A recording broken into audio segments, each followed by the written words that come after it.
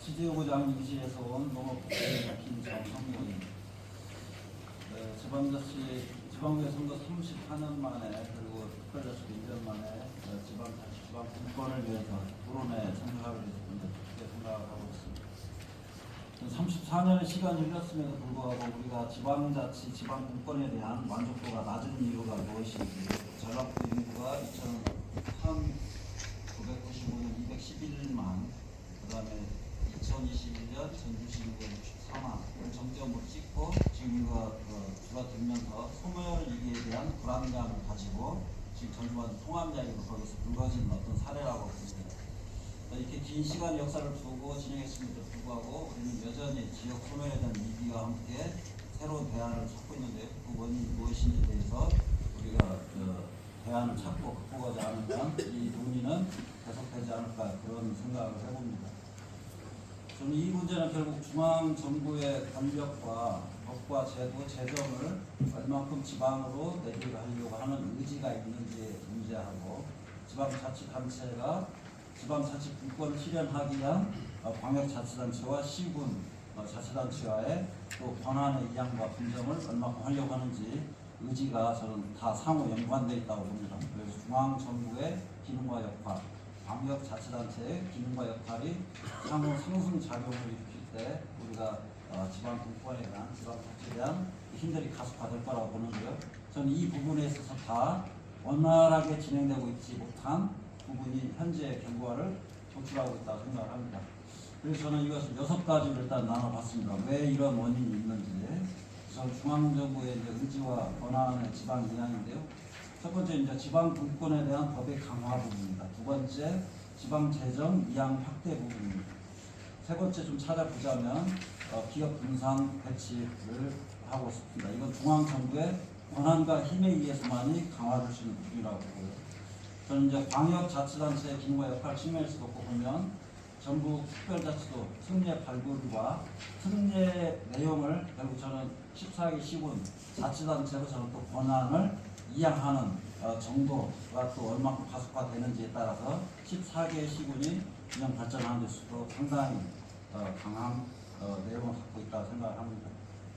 그리고 또 자치단체 내부에서는 주민자치회에 대한 활성화 정도, 제 역량에 대한 강화를 광역자치단체와 기초단체가 얼마큼 에너지를 쏟고 있느냐의 문제입니다.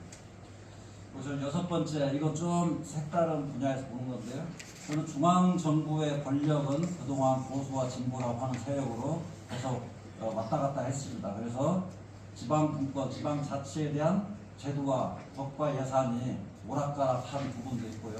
어떤 정권에 입각해서는 다시 후퇴하기도 했습니다.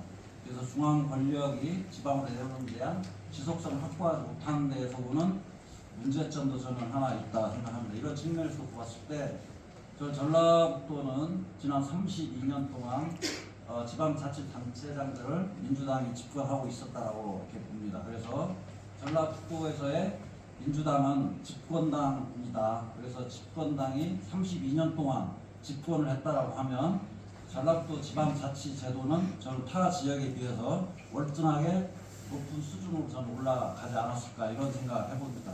저는 결국은 저는 전라북도 민주당이 자치단체장, 광역단체장에 대한 전라북도 비전에 대한 기본적인 중심 틀을 가지고 동시에 연속성과 지속성을 가지고 자치단체장들이 그 역할을 수행했다고 한다면 저는 우리는 상당히 높은 수준의 지방자치를 이행하지 않았을까 이렇게 생각을 합니다.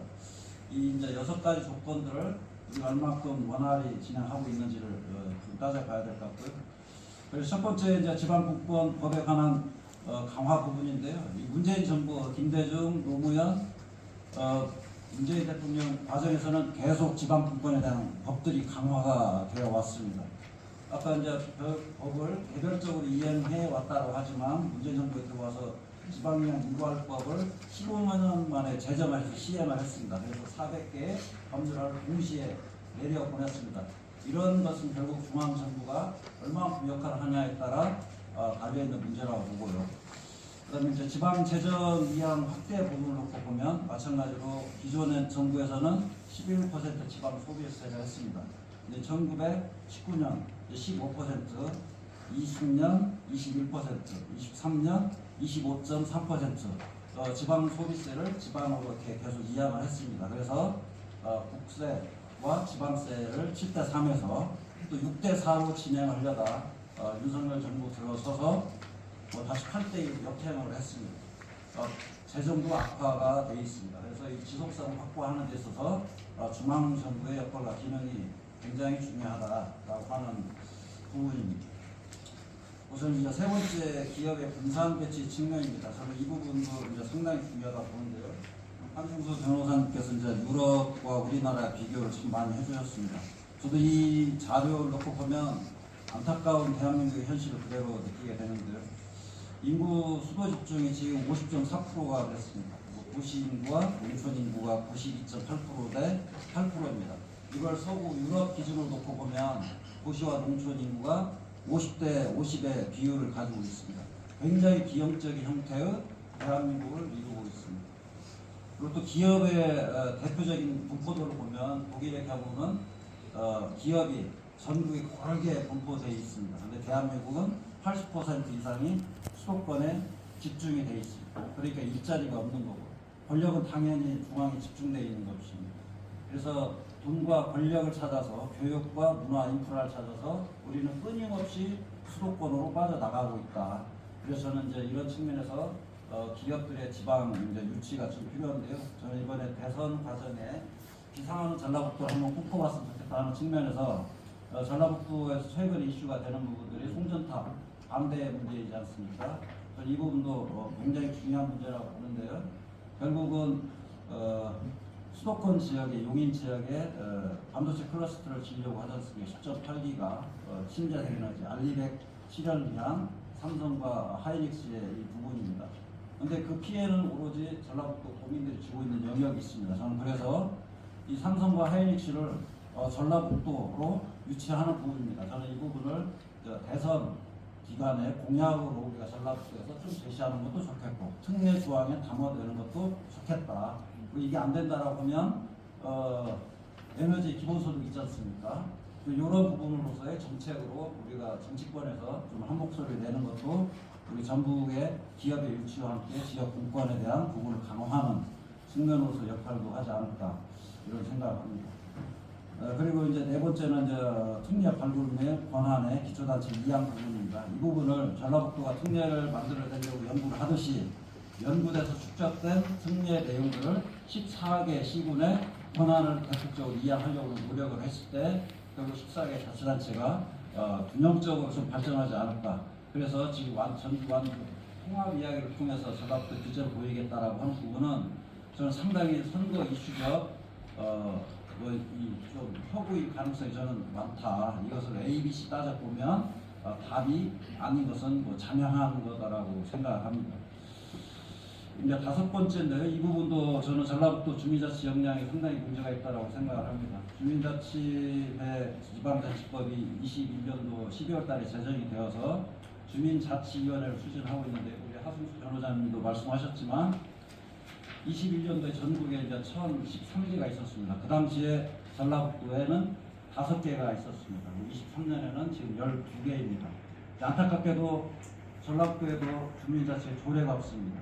대표 소재지인 전주시에도 주민자치회가 조례가 없습니다.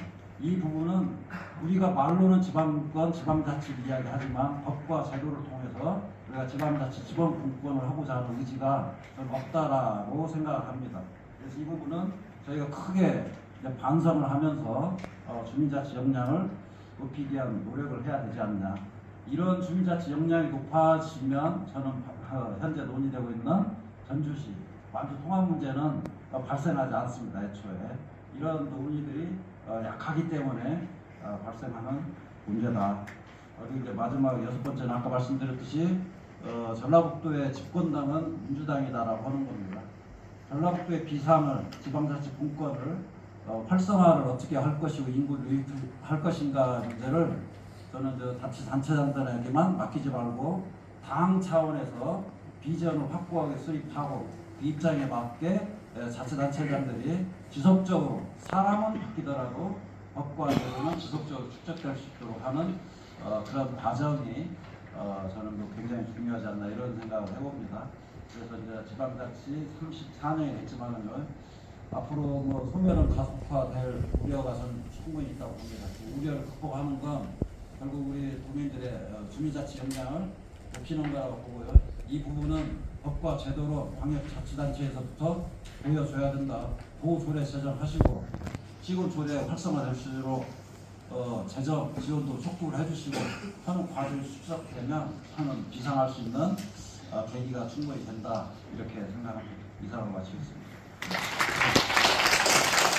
진정한 이세훈 의원님께 다시 한번 큰 박수 부탁드리겠습니다. 대한민국의 지방분권, 지역균형 발전이라고 하는 주제를 가지고 말씀을 해주셨고요.